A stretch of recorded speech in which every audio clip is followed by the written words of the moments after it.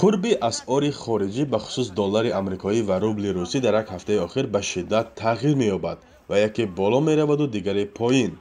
یک دلار را اگر هفته پیش به بیشتر از 12 سومانی عوض می‌کردند، حالا آن تقریباً یک سومن کمتر شده است و روبل روسی نسبتاً بالا می‌رود.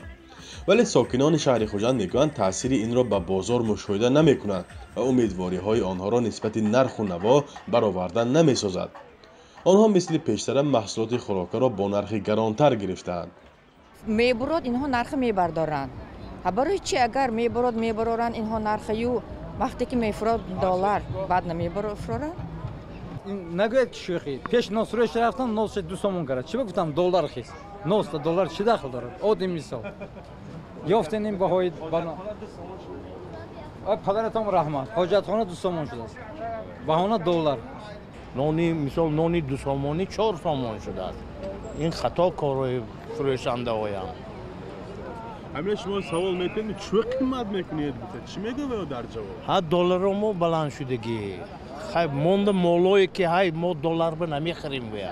از خودمون میبرد مثال با. سال گذشته مثال همین گیلاس 10 سومون باشه تا حاضر زمان به اگرات خودمون میبرد 15 16 20 سومون. این کارو همش خطا. پلنیت همه خیلی شود اینجا هم خیلی میشد میگن ماشینه ها قیمت بنزین ها قیمت نرخ اون تو آزون کنه اقلا هیچ کی برآمد کده نمیگن نماینده و دیپوتات جو کشیا نمیدونی. این قیمت میکنی فقط پریکوشکو نوشت ها وقت دیگه دیگه آزونو پریکوشکو قیمت میکنه.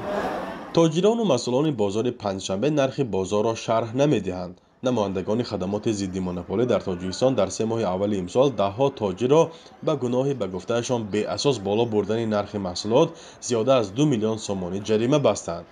ساکنان میگویند نرخ محصولات از اول سال رو به بالاست و ظاهراً میل پست شدن را ندارد.